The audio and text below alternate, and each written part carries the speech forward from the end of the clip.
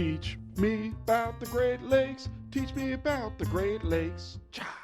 Welcome back to Teach Me About the Great Lakes, a twice-monthly podcast in which I, a Great Lakes novice, ask people who are smarter and harder working than I am to teach me all about the Great Lakes. My name is Stuart Carlton, and we're back! Finally! And this is actually a very special episode to be back for, because this one we recorded out in the field. We had an opportunity. If you remember the Lakie Awards from this year, you go back and listen to them. They're back in December. We'll go to teachmeaboutthegreatlakes.com.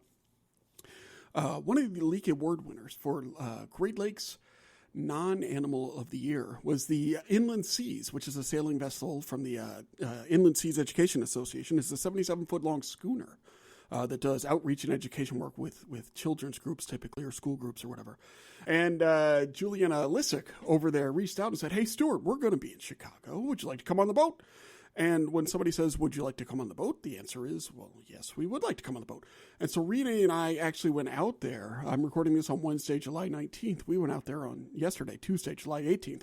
Got to spend a couple hours out there learning from all the cool people on the boat, getting to see the schooner in action. And we just recorded little sort of mini interviews with a good chunk of the crew. And so we're going to present those two here, sort of stitched together with some interstitial sound from the boat, I think is the best way to put it. And we're going to bring that to you right now. And we asked Quinn to do kind of a heavy lift on this one, because we're not live audio producers, right? This is an NPR. We have no idea what we're doing. And so then our typical mode of operation is to then take this on our wonderful editor, Quinn Rose, and say, "Quinn, we don't know what you're doing. Can you make something of this?" And so you and I will find out live together what she was able to make of this. But before we get going, I do want to say thanks to Juliana and the entire crew of the Inland Seas and the entire group there. It's a really neat group, so I would go check them out at schoolship.org. And if you're ever in Michigan near Traverse City where they are, you should definitely try to get on a boat. If they're ever in your neighborhood, you should definitely try to get on it there too. Just get on the boat. That's what you need to do. And so with that, we present to you our day on the Inland Seas.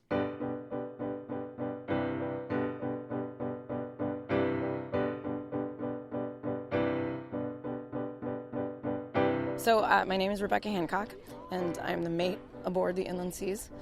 And I have been here, this is my third season. I've held a license since 2003. I went to the Maritime Academy in Traverse City, Michigan. Okay. And yes, so I actually have an unlimited tonnage license, which means that, like, no matter how big the ship is, you know, as long as it's near coastal, like the license I currently hold is near coastal, which means that I can go up to 200 miles offshore. And so I could, you know, take a couple of tests and whatever, like upgrade to an ocean license. Right. But I've been busy working, so I haven't made that jump yet, but I've worked on all different sorts of vessels in the time since I've had my license. I started out working on freighters on the Great Lakes for about 12 years. Really? And then a couple of research vessels. Most immediately before Inland Seas, I was working for Uncruise Adventures, which is a small cruise ship company that, instead of taking people shopping, takes them out into the wilderness, and, you know, they go hiking, they do kayaking, stand-up paddleboarding, little skiff tours. And yes. they go to different Great Lakes slopes? No. This is, so the ship that I was working on, we did winter in Baja, and summer in Alaska and Southeast Alaska. It was terrible. It's just awful.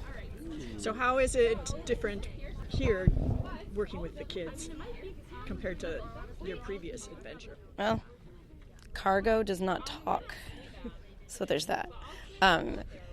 It's also a very different work culture, and so, you know, the purpose of this vessel, as opposed to, you know, all of the other ones that I've worked on, you know, pretty much for profit of some sort, and the fact that we are, you know, both at our home port in Suttons Bay, Michigan, as well as when we're traveling, we're basically taking the message of our program and, you know, inviting the interaction with the things that are in the water, you know, learning about sailing.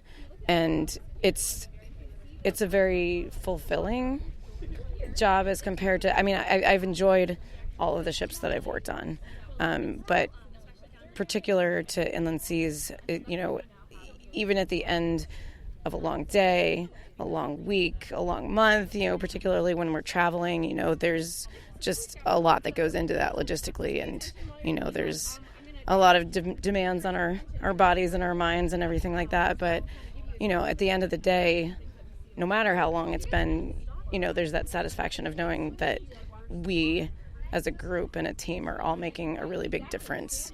Both, taking people out on the water, getting them to think about things that they do in their daily life differently.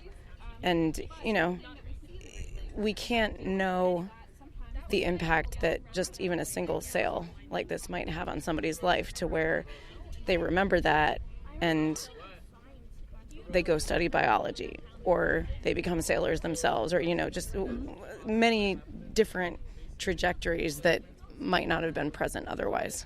Or even just know that there's a lake here, I think, sometimes. Yeah, right? yeah. It's amazing how people that live near water, particularly when those places are cities, the people who live there may have never, done anything, interacted with the water, depending on what kind of community they come from and, that kind of thing. So it's a little bit strange sometimes to, for us coming from away to be the ones that are like, let me introduce you to this thing that's like right here. Right. But, somebody's got to do it, right? So why did you move from, I don't know if this is industry to this, or I don't know what the right term is, but what made you make that? So you talk about how it's really rewarding in different ways. But were you looking for that sort of fulfillment, or you just don't want to be out at sea for months at a time, or why did you make the move? There are a lot of factors in my decision, and this certainly isn't the only thing that I'll ever do for the rest of my career necessarily. When I got my license, I told myself that I would, to the best of my ability, work in as many different maritime environments as possible, types of ships, stuff like that. I still have this, I don't want to say secret, but still present dream to work on a tugboat, and I'm definitely romanticizing it, because from the people that I've talked to, what's romantic about working on a tugboat? Oh, they're adorable. They are cute. Particularly the small ones, Yeah. the really tiny. Yes, seriously. So what you have is a very powerful thing in a small package, Yeah. and I can get to that. Okay. I relate to it. Got it. You mean because you're not as tall of stature as some people Because are, I'm this is somewhat radio tiny thing, person. Yeah, nobody's able to see what I look like, but just like my mother, I share the presence, if you will. But they can feel the power coming through. They do, and sometimes they don't always like it, but that's their problem, right? So when I came here, I live in the area. COVID happened, so the other job that I had kind of evaporated for a little bit, and I was looking for something else. And it wasn't motivated necessarily by staying home. It's a convenient part about it. Right. My husband would probably agree. But it just was something that I had an interest in, and I have an undergrad that I did before the Maritime Academy from College of the Atlantic. Okay. So I have a Bachelor of Arts Bar Harbor mate. Yes. Bachelor of Arts in Human Ecology, which people just kind of go, huh? Yep, that's what they offer there. I forgot. I got their stuff. Yeah. Oh, okay. I was on the mailing list. Not that many people have even heard of the school. And then once you go down the road of human ecology, their face just kind of just goes like, huh? It's not that far. So, you take the study of ecology, and then you put the human part in that, sometimes science does not, but we have to. How do you not? Yeah. Right. And so, this particular job very much, calls upon all of that experience and study and everything like that. So, Wrap up question. Yes. I can ask everybody this. I just thought of it. All right, so it's not that exciting. All right, what's one cool thing you've learned about the Great Lakes that you want to share with our audience? Oh. It's a Great Lakes factoid. A Great Lakes factoid. It's a great factoid about the Great Lakes. Certainly the fact that it's 20% of the world's fresh water. 20% of the world's fresh water. Which is surprising. Yes. Because the Great Lakes are just kind of this, sort of sleeper in a way. People haven't even really see it from they've an airplane, heard of right? them, but I don't know that I really knew much about the Great Lakes before just, going ahead and moving there. Yep. So. No, that's true. My family comes up from the Gulf South, and they're like, oh. And they're, often not given the credit that they deserve. People think, oh, like lakes, whatever. It's not that rough. It's not that big of a deal. Like, you don't have to know what you're doing to Right. sail on them. And It's just a lake. you really do have to know what you're doing. Yes.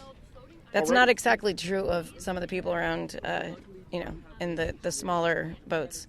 Yeah. Excellent. Well, thank you so much, Rebecca. Yeah, absolutely. All right. So they're dropping it down into the water. Now we're supposed to call out 5. All right, guys, Oh. if you are not lowering the net, could you take a couple steps back, Oh. please, to give them a little space? Thank you. This whole trip I has know it's been so them politely exciting. telling me to move.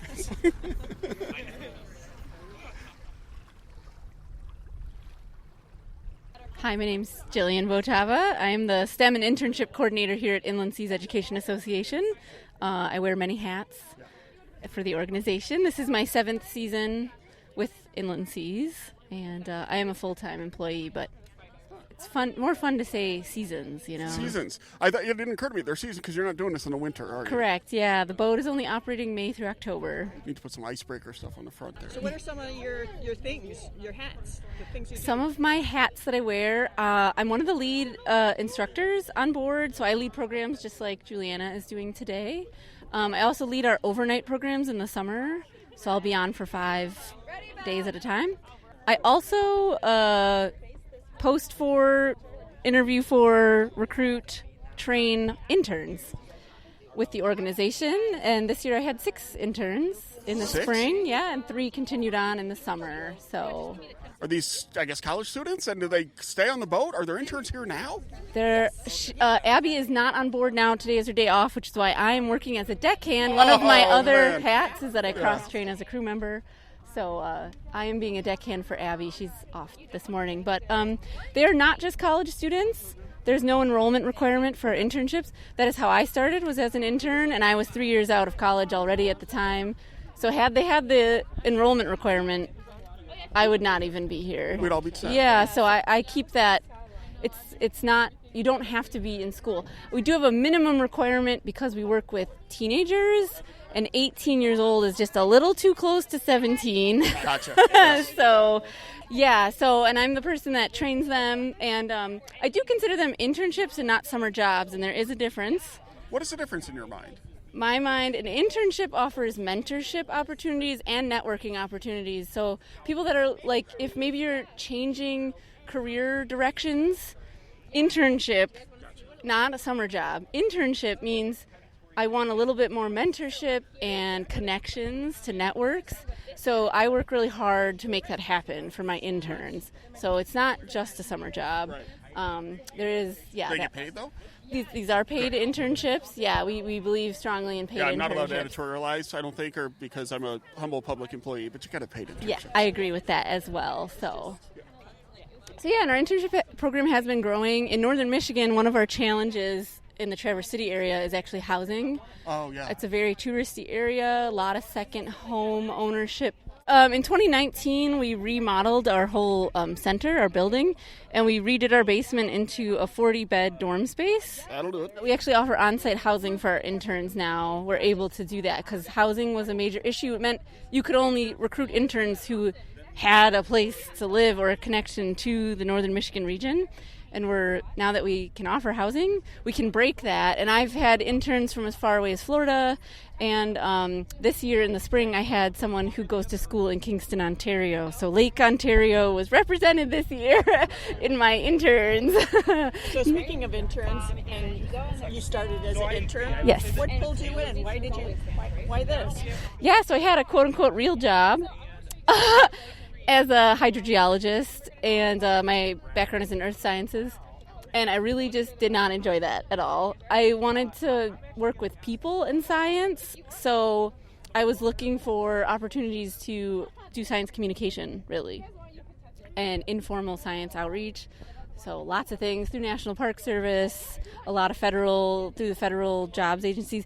A lot of nonprofits were out there, but a lot of them had that enrollment requirement, and I was 3 years past graduation. So this one did not, and I applied. And I'm from Milwaukee, Wisconsin originally, so I have a strong connection to the Great Lakes. And I did well in my interview, and they hired me on. I hadn't thought about the idea of the enrollment thing, because one thing we're always talking about is how do we work to improve our representation and diversity and things like that.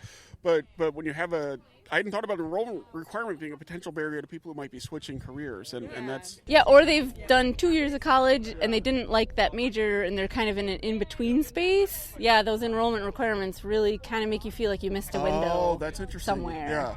So one of the things you do, you say you're the STEM coordinator. When y'all are thinking about programming or your education or whatever, do you spend a lot of time thinking about standards and worrying about standards? Or Yes, we have an education coordinator. Her name's Trisha, and she's not on board. So that's a whole full-time job in and of itself, yeah. So that our school programs, when they're coming out on field trips, they can justify that to their administration and say, like, we are actually hitting these science or social studies or, English language standards, mostly STEM standards, but language arts is in there too as well. So you do get a lot of schools that come in, not just we're out today with the Boys and Girls Club, but that so in the summer school's out, right? But we started operating in May, so we get like that last 6 weeks of the K-12 school year.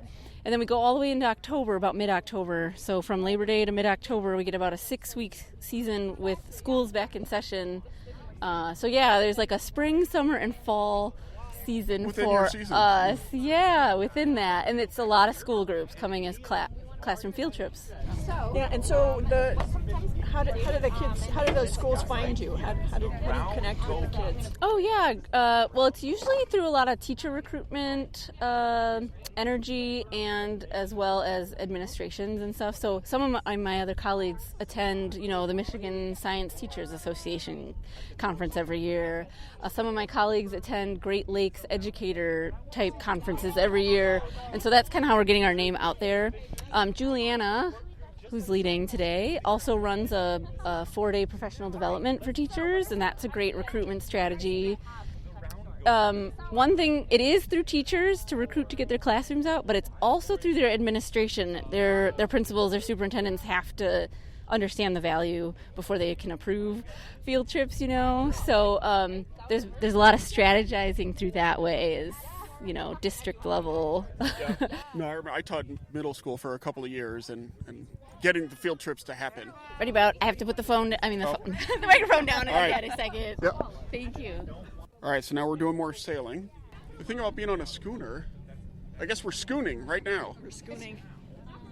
Is that, well, here's a question. Well, I guess you have to do your thing. This is Rebecca again. All right. Why is it called a schooner, Rebecca? Well, as far as like the actual word, Hamsley, I don't know the etymological history of the word schooner. However, it does mean that it's a sailboat with at least 2 masts. 2 masts at least. And I learned that the main mast has to be as tall or taller than the foremast. Yes. Is there a reason why the sails are such an interesting color, kind of coppery brownish? Color, yes. Mia coming across. They look cool. Yeah, they look Traditionally, the sails were tan bark, like the color, and then were treated to help them last longer. Okay. And so that process made them red. So this color is just sort of reminiscent of that. I mean, these are just, nylon or something? Dacron, so it's a synthetic material, but it lasts for 8 or 10 years. The suit of sails, we got a new one, or new ones, made this year by a guy who's about 1,000 years old, and still at it. He pretty much came out of retirement. What percent of sails are made by a guy who's 1,000 years old, came out of retirement? Probably like a very high percentage, because it's, it's just like a lot of trades or like really specialized things that people do like this. The younger people right now, I hope it's becoming more popular to like take on those sorts and learn those sorts of jobs. That's the whole deal, right? You're going to have to learn it from someone that's been doing it. And really, another thing that you would really have to have a strong passion for, because, it's a lot of work. Yeah. You hate to hear that it's a dying art. Traditionally rigged schooners are still out there and doing things, but even just what we're doing is not a dying art, but I mean, certainly across the maritime industry, there's not enough people. So more people need to become sailors. So you don't know why things are called schooners. You know what a schooner is. That's okay. What is the, how big is this schooner? We are 78 feet. 78 feet. Yep. And if I wanted to buy a 78-foot schooner, ballpark. Oh, geez. I think it's a pretty wide range of, cost as far as like... $20. What? Oh, okay. Well, more than 20. Okay. Probably in the millions. That's what I was afraid of. Yeah. I want to say... I think they spent $750,000 in 1994. 1994. A lot more than that. Last year it was 1.2 million. This year it's 1.8. Thanks to inflation. How much you got? No, not that is the answer. Right. But it's an if you have to ask. Right. But it's a really cool. But so the point is actually, so here you are giving these kids, the Boys and Girls Club today paid $0.00, a chance to go on a $2 million schooner, essentially, and to get an education. So that's unbelievable. So if people want to donate, here's the move to help keep up this. I said $2 million. It may not be, but this very expensive schooner. Where should they go to donate money to? Schoolship.org. Schoolship.org. Yeah, that's where they go, and we will gladly take all your money. Or if you want to advertise it, we don't have advertisers, but if you have a $2 million idea for advertising, a schooner idea, we'll name the schooner after you do too, well. Yeah. Because there's the reason that I'm sure you're probably aware we just bought another vessel called the Alliance, and that was a direct result of more people wanting to get onto the vessel and experience our program than we had the time for. I believe it. I mean, even to get Renie and I on here, there was like two sailings or two segments, two you got to show up where there was time. And wait and find out. And yeah. If the boat's full, so sorry. Boat's full, sorry. But I'm glad you're here now. Yes, we're thrilled to be here. All right, let's go sailing on 3. 1, 2, 3. Let's go sailing!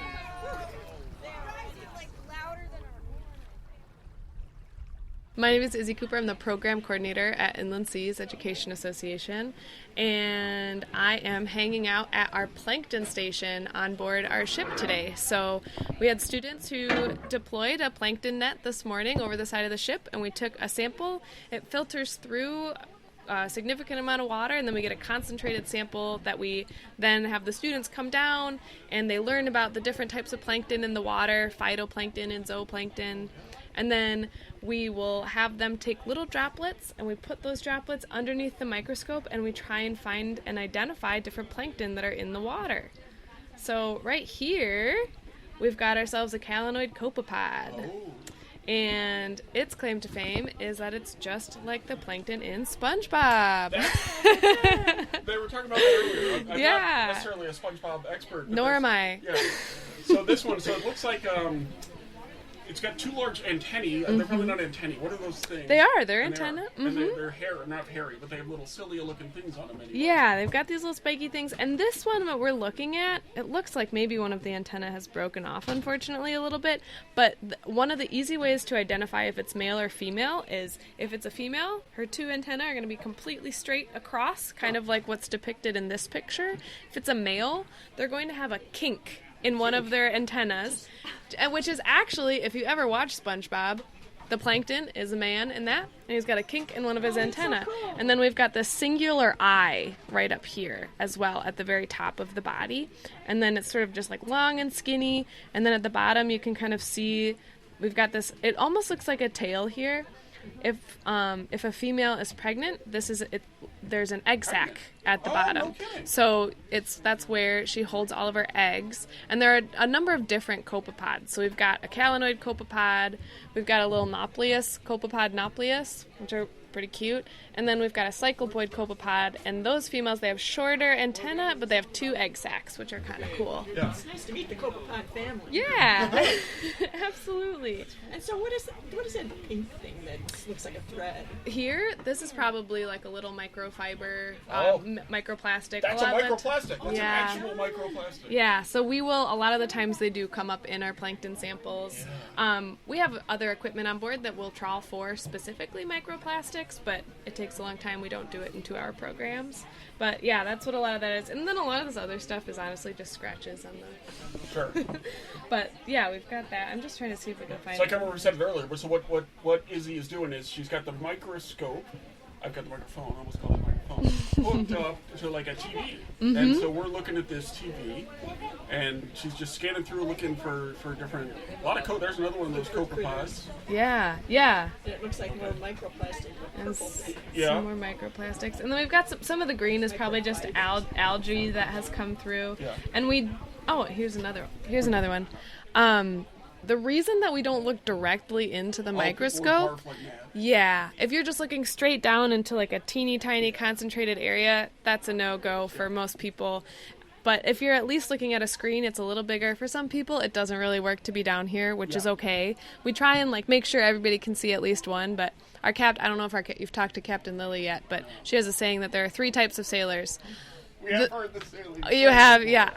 Those who have gotten seasick, those who are yet to get seasick, and liars. So I'm in the second camp, knock on wood. Have yet to get seasick, but it's only a matter of time. So, yeah, I'm going to see if we can I find... haven't met the waters that Right. are going to do you. Yeah. Jeez. But yeah, exactly. Exactly. Haven't yet met the waters that will do me in. Right. Fantastic. So what is, here, one thing we're asking everybody. Well, so first of all, so you're a program coordinator. Yeah. And so everybody's got these cool ed titles. So what does a program coordinator coordinate? Is that just, what do you do, I guess, beyond beyond plankton? Honestly, I am the office dweller for the most part. So we are lucky and fortunate. Yeah, exactly. I'm not on the boat very often. We are lucky enough to enjoy a number of partnerships around the Great Lakes. And so all of the programming that we're currently doing here in Chicago is in partnership with the Chicago Yacht Club Foundation. So I've been working with the foundation for the past 6 months to plan these programs and help plan the overnight programs that we're running with them as well. And then during the school year, we do K through 12 programming. We have about 120 schools that come through our programs. I'm the one communicating with those teachers and sort of getting people out on those programs and things like that. So lots of coordinating and logistics on the back end. And then this is the best perk of any job I've ever had, is being able to be on a boat. So what is one thing, so you hope the students, so it's cool to get to see this, right?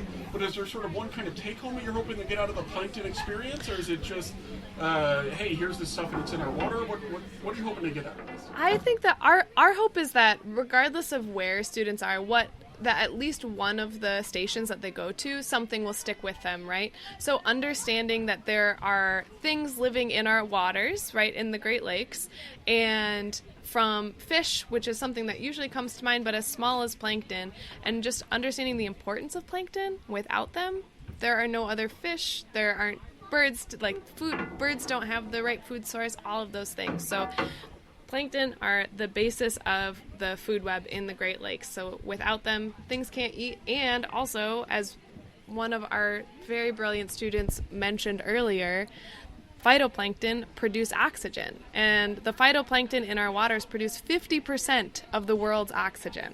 Trees get all the credit, but phytoplankton are doing a lot of the heavy lifting. And so without them, even though when you think of water, you don't really think of oxygen necessarily, like humans don't breathe underwater. But without the things living in the water, we on land are not breathing. So do they breathe in carbon? Yeah, so phytoplankton photosynthesize, just like plants on land pretty much. So they are off-putting oxygen as they're photosynthesizing to stay alive because they eat the sunlight. Yeah. That's really cool. I kind of respect them a little bit. Yeah. The copepods. Yeah, it's those copepods. We're not saying you were right, Carolyn. You were not. But so one thing we're asking to kind of wrap up is, well, when we're remembering, which is 2 out of 3 times. There you go. That's a pretty good record. What's like one cool little Great Lakes factoid you want to share with our educated, enlightened, intelligent, and good-looking audience? Oh, man. It's a Great Lakes factoid. A Great Lakes factoid. It's a great factoid about the Great Lakes. Cha! I feel like usually what I go to is phytoplankton produces half of the world's You know what? There oxygen. it is. Done and done. I feel like I just learned something else today, but I can't remember what it is. That's all I got. I'm sorry. You know what you learned? I really am the office troll. I'll give you one. Okay. Non-phytoplankton only produce like 50% of the world's oxygen. There you go. Exactly. Well, thank you so much, Izzy. Yeah. I guess I could ask the question I seem to be asking, which is what got you here Oh, yeah. inland seas. Yeah.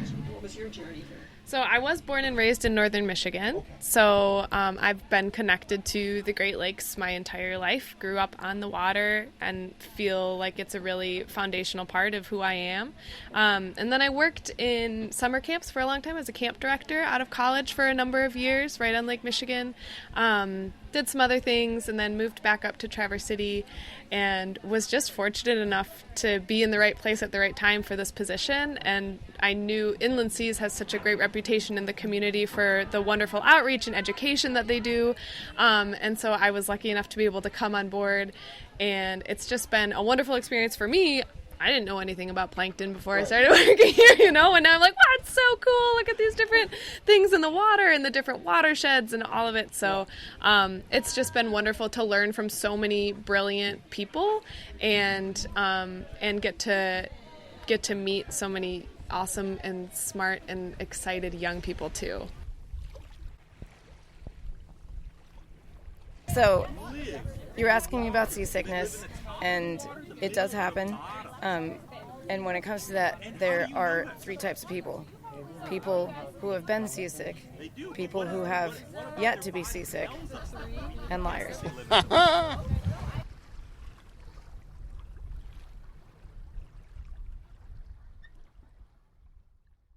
My name is Lily Haynes, and I'm the captain of the sailing vessel Inland Seas.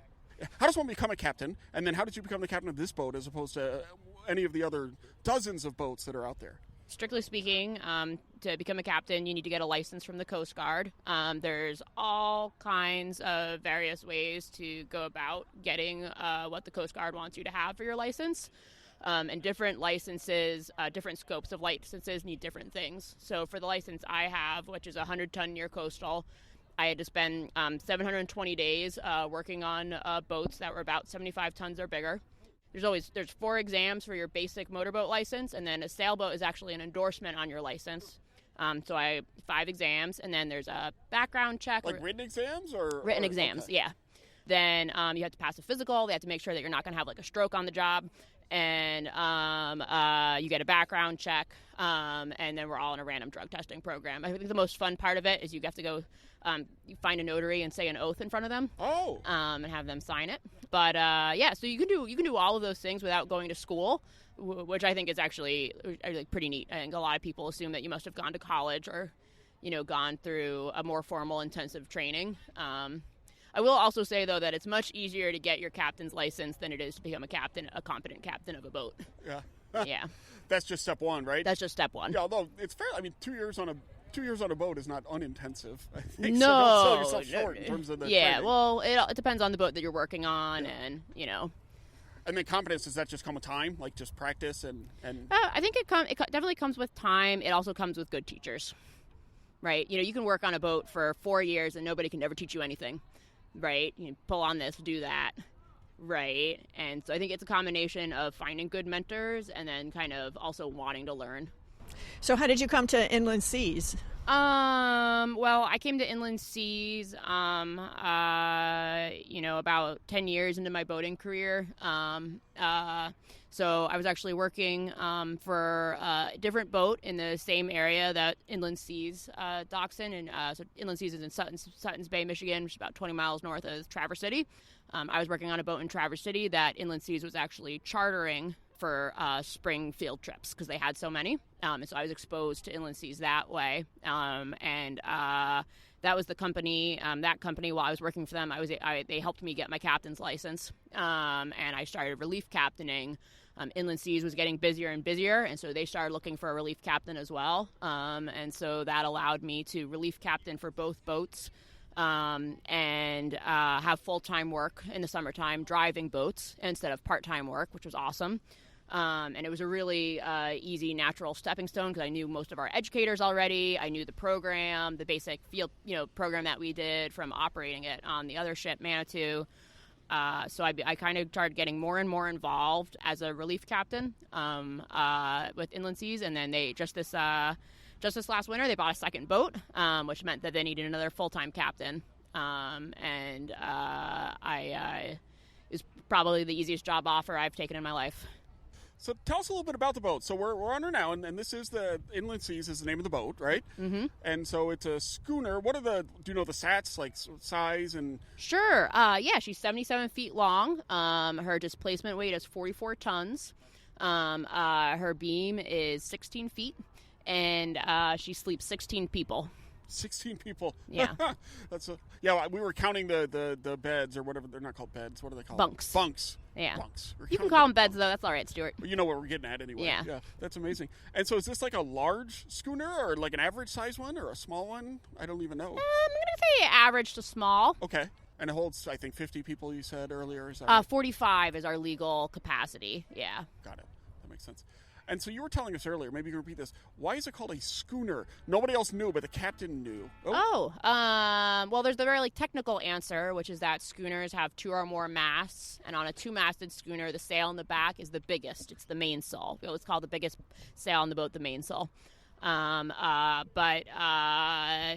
least the story I was told was that the word schooner came from a Scottish word to schoon, which basically meant to skip lightly over the water.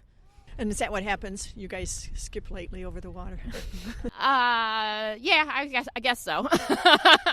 So how have you grown into the role of educator?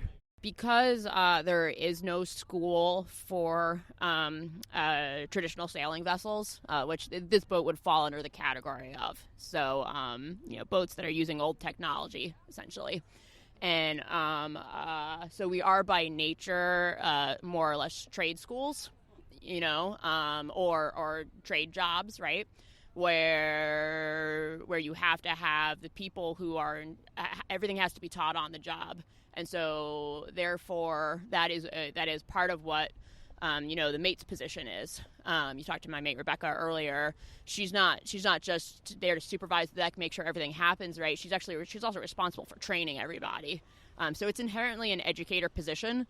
I realized at some point that was actually one of the things I liked best about traditional boats was teaching. Both our crew, but also when passengers step on board a boat or when kids step aboard a boat, they have questions. They want to know things. I've learned a lot, a whole lot from also watching our educators on the boat. I'm not a scientist. I don't have an education background per se. I've done a lot of educating people, but I don't have a formal education background. So I've learned just a ton watching our staff and how they communicate with children. What's the secret to communicating with children? Thinking about that, if you had to summarize, what have you learned that's really been effective in terms of communicating this stuff with kids, many of whom are here because they're on a trip that they got pulled into, not necessarily because of something they really wanted to do, right? But so how do you suck them in? I think a couple of things. You have to engage their curiosity. And so one of the things I've learned from our educators is that kids don't like to get questions wrong. So you don't ask them very specific things. You give them pretty either or choices. Do you think this will sink or will it float? That's easy, right? You don't have them searching for a technical word. When a kid asks, how the boat steers, for example, we'll compare the rudder to a fish's tail, right? You find something accessible. So I think that's pretty much the secret, is to engage their curiosity and not really stifle it by throwing them into the deep end too fast, and just engaging in concepts that are age appropriate. the kids are generally surprisingly smart. Like, there's a lot that they can understand if you take the time to kind of get down to their level and where they're starting from. Tell us a fun fact about the Great Lakes that you'd like to share. It's a Great Lakes factoid, a Great Lakes factoid. It's a great factoid about the Great Lakes. Cha! I don't know how fun it is, but I would like more people on the Great Lakes to know that when a boat honks 5 times, it is not hello. It is not hello. All right, it is 5 times. Oh my goodness, help me. That's what it is. No, it is, I do not understand your intentions. Oh gee. And generally, it means, hey, what are you doing? It's actually officially known as the danger signal. The danger signal. Yeah.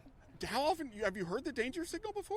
Oh, I have over the weekend with the busy traffic in Chicago. The danger signal I sent the danger signal. Oh, and you're giving it out, and everybody else is like waving. Yeah. Hey, real friendly. Yeah. We're getting 5 honks. I hear the other commercial boats give the danger signal every once in a while, but yeah. I mean, the way I think about it, right, is like, I'm getting their attention one way or another, because my big fear is that they're just not paying attention at all. Yeah, regardless of whether they even know the meaning of the 5. Right, or if they know what they're supposed to do, or if they know that they're the giveaway vessel. Yeah. Do you have torpedoes on this thing? We do not. Okay. No. I mean, secret ones. Yep. That could not have been any better. Oh my goodness, there it was. That was the danger signal. So there was one of the water taxis giving out a danger signal. They don't know what our intentions are. They weren't giving it to us. No. Okay. Oh, right. For the record, we're nowhere near. We're at dock. I have a beautifully docked ship. Yes, as are all the other boats around it. Yeah. Oh, you know why? Because these 2 boats are about to crash.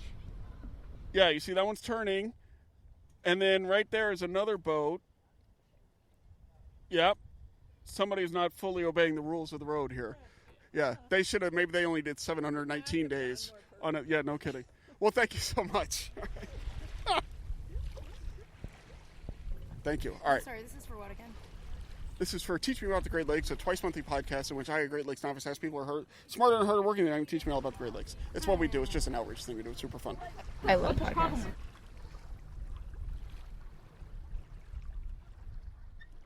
My name's Juliana Lissick, and I'm the Associate Director and an educator with Inland Seas Education Association. Tell us about what you do.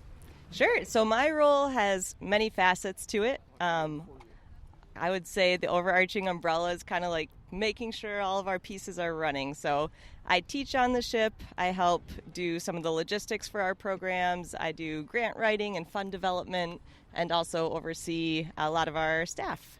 That's amazing. That's a lot. I'm blown away by how everybody, I guess this is how it has to be, but with the organization, everybody has a lot of hats they wear. We do. There's a lot of little things. We do. Even though you have two boats, it's still kind of a shoestring thing, isn't it, in terms of just... It is, yeah. So each of our staff members wears many hats within the organization, and we also have a really great group of 80 to 100 volunteers who help out. And so Brad, who is a deckhand today, is a volunteer.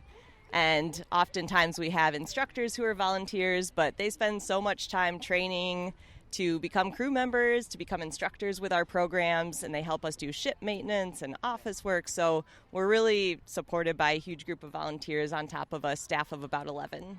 So I'm curious, how did Inland Seas, the whole concept, get started, and the support behind it? Yeah, great question. So our founder's name is Tom Kelly.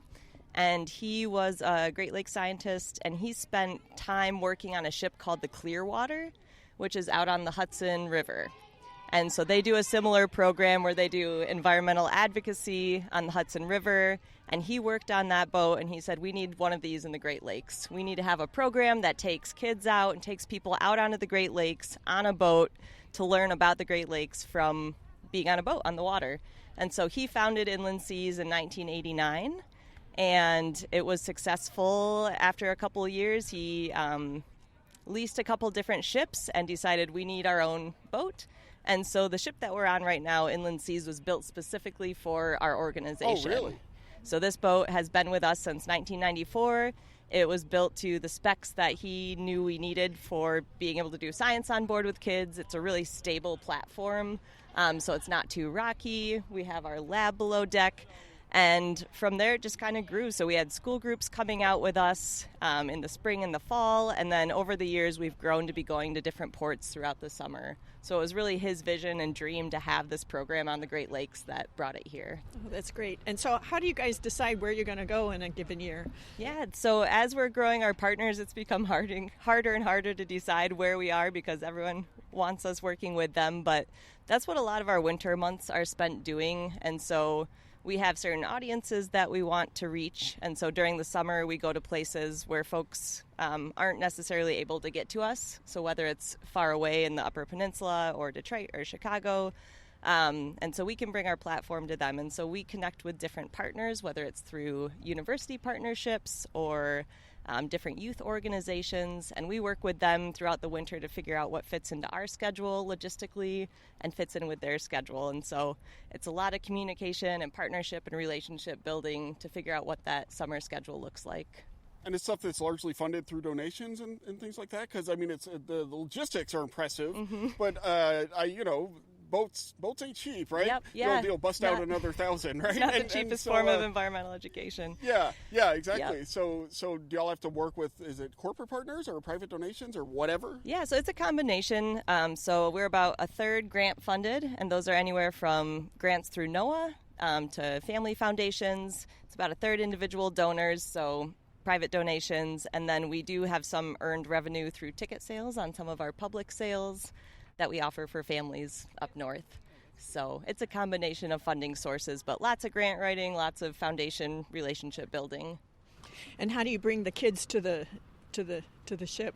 How does that come to pass? Yeah, so we work a lot with teachers who bring their classrooms to us in the spring and the fall, and so they bus up to our campus in Suttons Bay.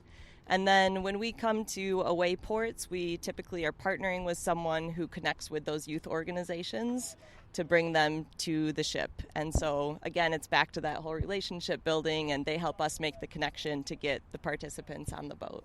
So one thing we can't help but notice is that it's basically an all-female crew here, which is awesome and worth noting, I think. Although someone else was saying we can't wait until it's not awesome and worth noting. It just is. And Definitely. That, yep. Is that can just be intentional normal? On your part, or is that just how it sort of has evolved over time? So it's how it has evolved over time, and it is, you are seeing a handful of the bigger crew that we have. And so we had Captain Lily with us today. We also have another full-time captain, Captain Ben. And so on any given day, it could be either Lily or Ben. And then our crew ranges, we have men and women who help us crew. Where we do put some intention into it is when we do our overnight programs with young women. We really think it's important to have that female leadership on board, both so that they can connect with the leadership, but also just seeing yourself represented in roles that are traditionally male. And so when we do, for instance, the overnight with young women from Chicago going back to Suttons Bay, we'll have an all-female crew on board for that. And so that's when we put a little more intention into who do we have as representation for them. But on any given day, it can be a mix of men and women as part of our crew. But you're right that today was largely female-dominated. Well, I think that's so when you're talking about expanding people's just worldviews overall, because the whole point is you're getting people who may not be on a boat like this. Right. Or we were saying earlier, they may not even fully understand there's a lake here. I know my kids don't. Even though we come up once or twice a year, it's like still trying to really comprehend what that means. That's hard. But then to see also an expansive definition of who can be what type of role, I think it's really, really, really important. So that's really awesome that you do. Yeah, and I think one of the neatest things about how we do education is it's one thing to learn about the lake and about aquatic ecology when you're in a classroom on shore, but to really be out on the lake and taking samples that day and saying we might get something, we might not get something, but this is what's happening in the lake right now at this moment. I think there's something really powerful to that, and so the students are able to use that scientific equipment, they're able to take those samples that day from the water, and the other component of it is wanting them to have a positive connection to the lake. Our whole ethos is you're going to protect what you love, and to love something you have to have experience with it. And so if we're giving them that positive experience out on the water, they're going to have that really memorable time out there and hopefully that will help be a touch point for creating that connection to the Great Lakes. Nice. This sounds like a dry question, but do you guys do like evaluation kind of stuff to kind of get a handle on how that goes? We do, yep. So we survey the teachers who bring their classrooms out about the experience, and they're with their students doing more classroom extension after the field trip back in the classroom, so we can hear from them. For our participants in the overnight trips, they all fill out surveys, and so we're always doing evaluation of how we can improve our programs. We debrief as a staff about what are things that went well, what are things that didn't go well. So every year we're trying to improve upon it. And I bet you get some really nice stories about the kids and the excitement that they had and what they learned and blah, blah, blah. Yeah. I think one of the best parts for me, we get a lot of thank you notes from kids, and they'll draw pictures of the ship, and they'll put the little microscope on there, and it's always really, it's almost a form of evaluation in itself to see what do they remember, what are they drawing on there. Some of them will make a big goby on the front, others will really focus in on the wheel and have like a big wheel on the front of the thank you note, and so those are always very cute to get back and kind of hear what their memories are from the field trip in their thank you notes. See, I'll do a lot of education, but at least when I've worked with kids, is you end up learning stuff too. Is there something that you've learned through this process, either about yourself or the lakes or education, that it might be kind of interesting to talk about? Yeah, I think for me it's the power of a hands-on experience. I think you can't replicate that in a classroom, and so having the kids be able to, when we take a benthos sample from the bottom, touch the mud or hold around goby or see those plankton swimming around under the microscope, those key moments are really what's going to spark that curiosity and that interest. And that's been my biggest takeaway. I love seeing them get excited. It makes me excited, even though I see this stuff every day. And so I think getting those place-based hands-on experiences is, I think, a really great way to connect people to the lakes and to science and to let them know it's something that's accessible. I think field work is so important and good and a fun piece of science that they don't always get in school. So I love being able to provide that for them. Well, so Julie and Alyssa, thank you so much for inviting us on this boat. This has been amazing. I'd actually not been out in the Great Lakes that much on a boat because I don't make boat money. I'm not going to lie. I know what I make, and it ain't boat money. But that's not the actual reason that I drove up here from West Lafayette and the Renie came taking the brown line. Renie's not riding the brown line just to get on a boat. Renie's riding the brown line to ask you two questions, and the first one is this. If you could have a great donut for breakfast or a great sandwich for lunch, which would you have? Definitely sandwich for lunch. Sandwich for lunch. Much more of a savory gal. Much more of a savory gal. And so when we go up to wherever you are near not Grand Rapids, what's the other one? Traverse City. I've got Traverse City bourbon in my basement. You'd think I would. Anyway, the point is this. I'm going to Traverse City. That afternoon I will have a bourbon. But before then, I want a nice full stomach so that I can have two bourbons without it being an issue. Where should I go to get a really great sandwich? So I would suggest you go to Leland, and there's an old fishing town called Fishtown in Leland, and in Fishtown is the Village Cheese Shanty, and they have delightful sandwiches. I'd say the most common is the North Shore. It's got herbed mayo on it. It's got turkey and bacon. An herbed mayo I think you'd like it. That's excellent.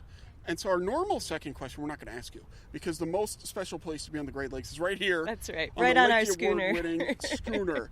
But we are going to ask this, which is we are asking everybody who we remember, which is a solid 80% of the people we've talked to, what's one cool Great Lakes little factoid that you have to share with our audience? Great Lakes wide audience made up of movers, shakers.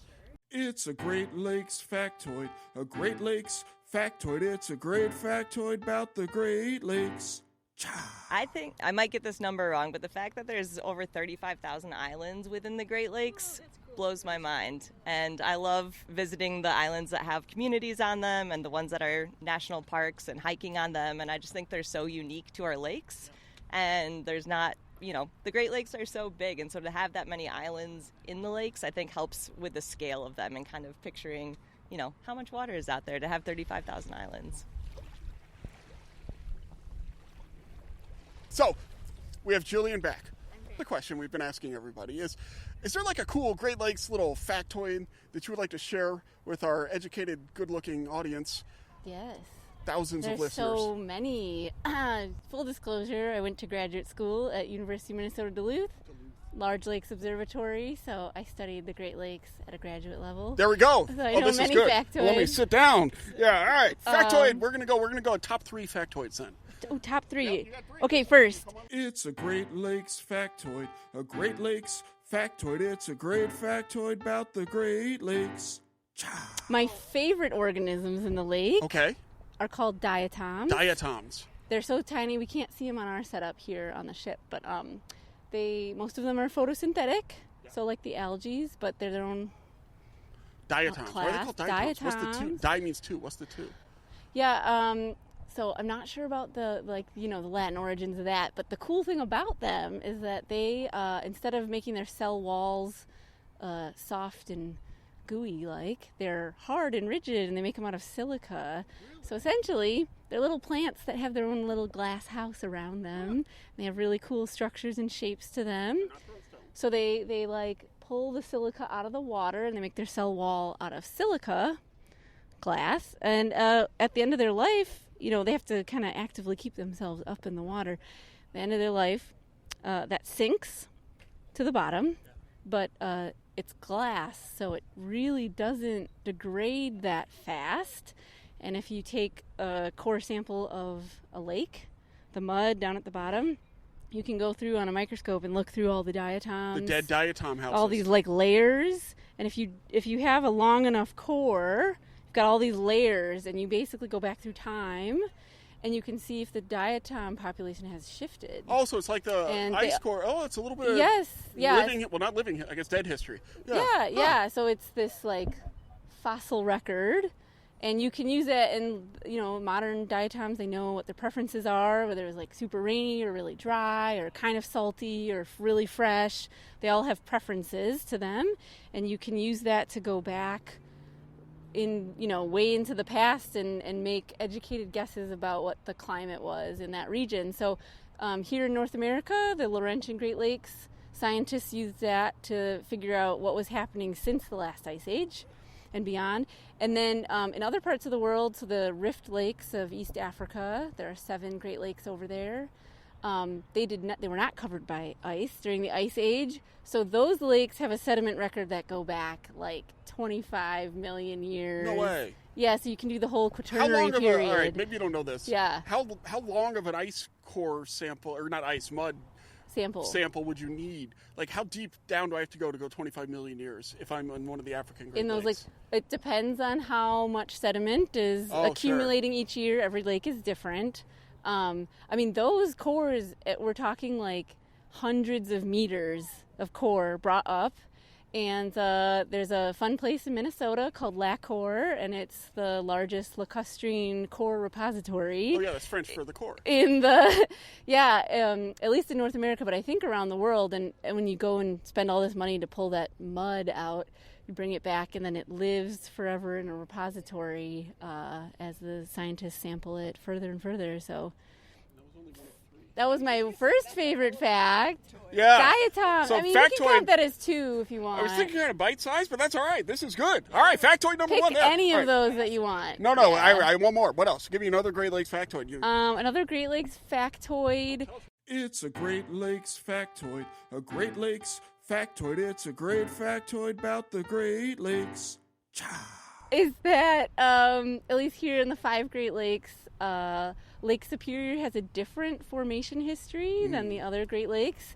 It was part of a rift in the mid-continent rift. Yeah, it was one arm of the rift, so it has a volcanic history. And the lakes are just forming where the depressions on the Earth are, right? Same with ice. Yeah. They flow to the lowest point on the Earth. So, yes, there were glaciers that kind of carved out all 5 of the Great Lakes. However, there was a valley up there in Lake Superior because there was a giant rift. Right. Lots of volcanism happens up there, so all the rocks around Lake Superior are volcanic rocks. And it's very different from here, Lake Michigan, which is all limestone, sedimentary rocks. It's got a whole different history up there. Is that what makes it so deep? Yes, right. Yeah, because it was actively rifting apart in a big valley. Connect that to my other favorite fact, which is that the Great Lakes in Africa and the whole eastern side of the continent, those are all rift lakes. So and that's still an active rift. So there's active volcanism happening on those lakes. The continent is splitting off right there. So not only are these, I know, these amazing factoids, but you're connecting them professionally. All right, let's bring it home. One more factoid. This is good. It's a Great Lakes factoid. A Great Lakes factoid. It's a great factoid about the Great Lakes. Well, just a personal one. We traveled 260 miles to get here with a group of 8 students, and we are still on the same lake. And we're drinking the same water. Like, so up where we live in northern Michigan is still Lake Michigan. We traveled 5 days to get Y'all here. bring water, right? Yes, like we when do. you say you're being metaphorical when you're saying we're drinking, you're not leaning over. Getting the bucket. And Well, drinking but however, I mean, the water that we fill up with, that was pulled through a treatment facility out of the Great Lakes. Treatment facilities we fill up here, so I mean, we are drinking lake water, and that's true up where we live as well. So 260 miles, we're still on the same lake.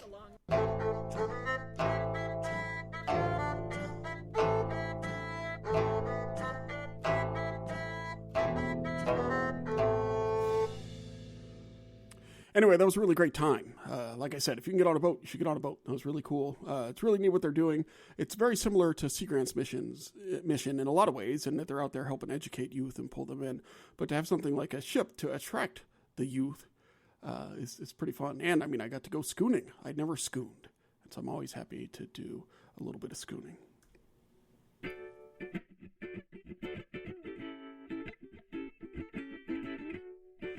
Teach Me About the Great Lakes is brought to you by the fine people at Illinois, Indiana Sea Grant. We encourage you to check out the cool stuff we do at iiseagrant.org or at ILIN Sea Grant on Facebook, Twitter, and other social media. Maybe Instagram. I don't think we're threading yet. We could thread. We're not currently threading. Teach Me About the Great Lakes is produced by Hope Charters, Megan Gunn, and Renie Miles. Our senior producer is Carolyn Foley, and Ethan Chitty is our associate producer and our fixer. Our super fun podcast artwork is by Davenport, JD. The show is edited by the awesome Quinn Rose, QR. And we thank her for everything. If you have a comment about the show or a question, send us an email, teachmeaboutthegreatlakes@gmail.com, or leave a message on our hotline, 765-496-IISG. That's Illinois, Indiana Sea Grant, 496-4474. You can also follow the show on Twitter at Teach Great Lakes, but like a microfiber and a plankton sample, it's not really clear if we belong there. But hey, everybody, thanks so much for listening, and keep grading those lakes.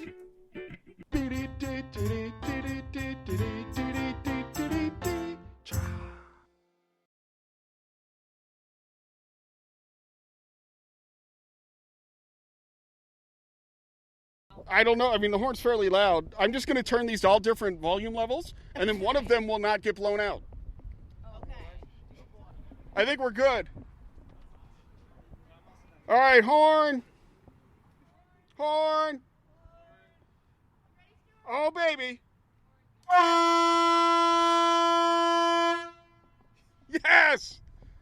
Score!